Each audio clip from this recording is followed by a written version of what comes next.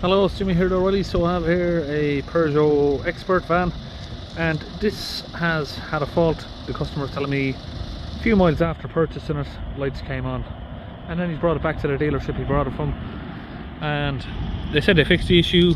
He drove it away, 2 miles down the road the light came back again, and that's happened on a few occasions. So he's gave up and tried to bring it to me to see if I can tell him what's wrong with the van. So let's get inside and have a look. Okay, firstly we get it plugged in, and we're going to use the Launch UK Euro Tab 3 scan tool here. So customer here just gave me a little bit of notes about what's going on.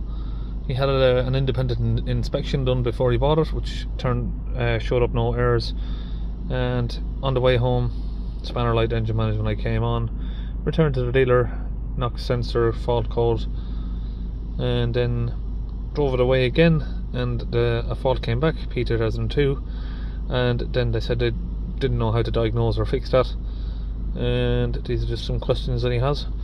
So let's continue with our diagnostic and see what we can find. We'll do a high-speed scan here.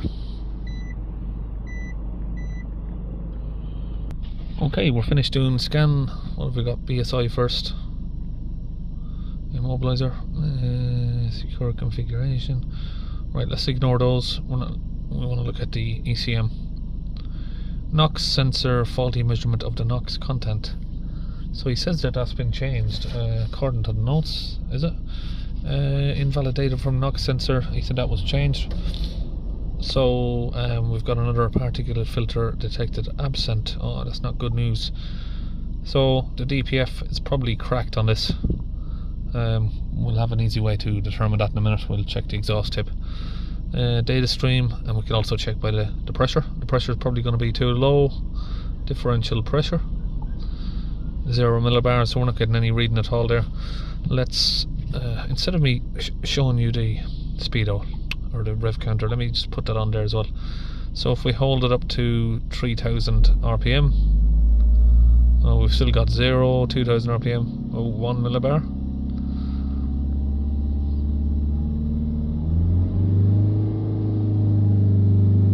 So 3000 millibars, 3000 rpm, sorry, we've got around about 4 millibars of pressure. 3 is going lower. 3 to 4 millibars of pressure, so it's basically like there's no back pressure there at all. Maybe it's had the DPF drilled. Now I'm thinking, has the dealership he brought it back to just drilled out the DPF? I don't know. Let's get underneath and have a look, I suppose. If I could guess here now, without having a look underneath the van or having a look at anything now, I would say also with the NOx sensor fault, it probably had like a blocked DPF fault or something, and they've maybe drilled the DPF and now the pressure is too low, so it needs a new DPF. I might be wrong. I might be just judging the dealership, but let's find out. So we get the ramps in place. Okay, so I can see there's a new NOx sensor. I don't know if they programmed that in right, so that might be something I'll have to do as well. But let's have a look at the exhaust tip. That looks pretty clean, I'd say. A bit wet, but no soot on there, which is surprising. If we've got no pressure from the DPF, which would indicate the DPF is either not there, or it's cracked, or it's been drilled, we would have a lot of soot here. So that might not be the case. Next thing why we may not be getting pressure is maybe those pipes are blocked over there, so let's check those. So what can happen is these pipes can get blocked with soot or carbon, and the most common place for that to happen would be on the bend here where they curve. So let's open these up.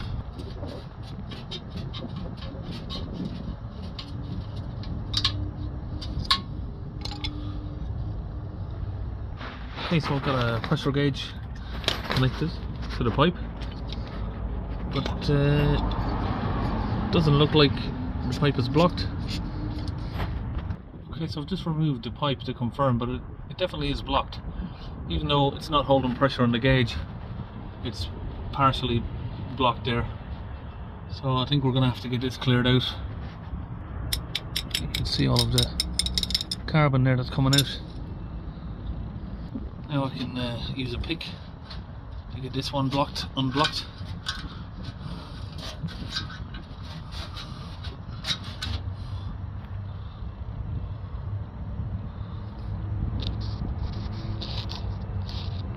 Okay, now I'm just going to get the exhaust clamp off so we can get inside and inspect the DPF here itself. It doesn't look like anyone's had this off before, so I don't think it's been tampered with. I can see down there the DPF looks like it's in almost new condition really. Nothing wrong with it. Okay, so we've now put that back together and put a new bolt on it. We've got the pipe fitted back and I've got a manometer connected to it which is showing 0.9 millibars. So why have we got low pressure even though it looks like the DPF is in good working order? Okay, so it would have saved me a lot of time if I just came to the front of the van first, but who's to know that? Looks like I found a problem here. The flexi section of this exhaust has broken away. We can see there it's come apart, and that's why we're getting no pressure at the exhaust. That's where the soot is escaping, and that's why the NOx sensor is not reading. So that's why we had invalid data coming from that NOx sensor. All of the emissions are escaping from here, and all of the soot is escaping from here. So that's going to be entering the cabin as well while you're driving. So it's not very good, unfortunately. This is not something I can do a repair on without replacing the whole DPF and everything, but I'm sure someone with the right equipment, like a welder, could just weld a new piece of flexi section in here. So that's just some of the tools I've had to use there. I had to cut the bolt off at the back because it wouldn't open, it was seized, and we've now diagnosed the issue with it. Unfortunately, like I said, the only way for me to repair that it would be to put a whole new part in. I don't think that's a viable option, to be honest. Okay, now that's been replaced. You could actually buy the section that runs from here right to the centerpiece, which wasn't really expensive, so yeah, that's just been done. All lights have been cleared, faults have been cleared. Now if we look at the live data there, you can see it's working as it should be.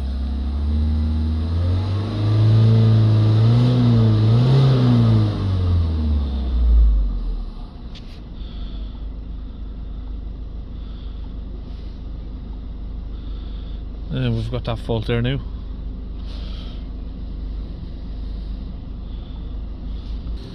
That's it, it's all done. See you in the next video.